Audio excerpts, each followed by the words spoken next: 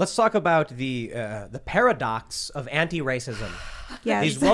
These woke people say that they are anti-racist. But as we know, according to Ibram X. Kendi, anti-racism means actively participating in discrimination. GeekWire writes, Trulia to drop neighborhood crime data from home listings after Redfin speaks out against practice. You're going to love this one. They say, given the long history of redlining and racist housing covenants in the United States, there's too great a risk of this inaccuracy reinforcing racial bias, Christian Taubman, Redfin's chief growth officer, wrote in December 13th post. We believe that Redfin and all real estate sites should not show neighborhood crime data. There is something profoundly racist about taking down crime data and saying it's because it's racist. Isn't it paradoxical? It's disgusting. Because the implication, of course, is that black people, right, don't also want to know where crime is so they could avoid it, right? It's so disgusting. Yeah, I guess they think it's like they have this. Everyone should experience all of the crime. That way, it's not one group that does. Yeah. Yeah, equality. Everyone suffers. Is so disgusting. The erasure of the victims of crime. Mm-hmm.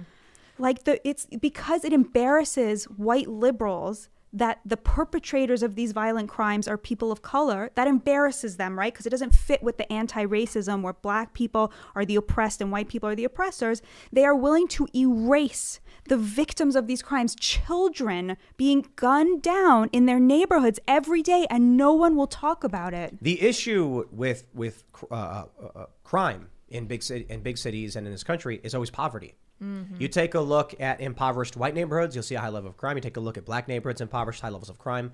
And what they do is they put a racial component on it, which makes everyone immediately assume the crime is race-based. It's a class issue. That's my big problem I take with wokeness. It's basically, it's a scapegoat for the wealthy elites. As you mentioned, it's a class issue, but they disguise it. And it makes these liberals feel good without having to actually change anything. They're not going to move from their white enclaves. They're just going to pretend like they're doing something by removing the crime stats from their websites. Meanwhile, they all know where they're living. They all know where they come from. They all know what they want to do and how they want to do it. Anti-racism is very racist. Yes. And It's Chloe overtly. Valdere, I believe, said very plaintively, called it counterdependence. So you can have a codependent relationship with racism where you're like blatantly racist and scream at people like you're worse than me, but having a counterdependence on racism is also racist. Trying to use racism to combat racism because you hate racism, and you'll go to any lengths to stop racism, including be racist. But it makes no sense. A lot of this, and it is racist. For what reason does Redfin or Trulia have to remove crime data? This is just a virtue signal. And this data isn't going away just because they're not putting this filter on top of the map anymore. They have the data. Their rich allies have the data. The people who want it will get it. The normal people will not have it. And that's disgusting. I think that's the hypocrisy you're talking about. I'll tell you exactly why I can't stand the Democratic Party and overwhelmingly the establishment left. They are willing to ignore reality for the sake of tribe. And certainly the Trump supporters have that element too, but they're not in power. They don't control cultural institutions. And I just look at COVID data. I take a look at the vaccine mandates, the mask mandates. I take a look at how they virtue signal this way. I take a look at how they tell people Black Lives Matter said they want to disrupt the nuclear family, even though we know the nuclear family is a huge component. It's related to success and better living. When it comes to all of these policies, rich people are exempt. They're always exempt. Rich person wants crime data. They simply go to a service and they pay the money and they get it. Right. And if you're making millions of dollars, what do you care about spending $1,000 on crime data? But they'll remove it for you, the average American.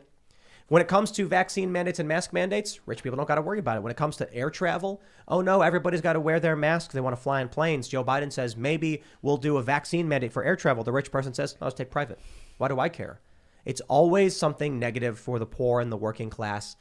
I take a look at going back to the Trump years. You had Americans suffering. These small towns were being gutted and destroyed by neoliberal policy, sending factories overseas.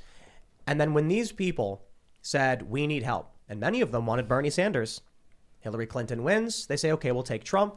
The response from the elites is, you're all racists, and you're perpetuating white supremacy.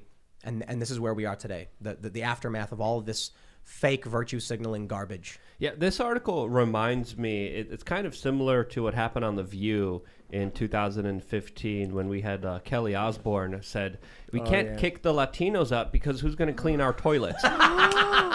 So this She really said she that? said that On on air, air, on national television. Wild. And when you look at a lot of these kind of wokeists, when you look at a lot of these kind of anti-racist apologists, many times these individuals are the biggest racists themselves because they believe that they're better than other people and that they need to help them because they're so much better in all circumstances than other people because of their skin color. That viewpoint is absolutely absurd, and it's white knighting to the absurd levels.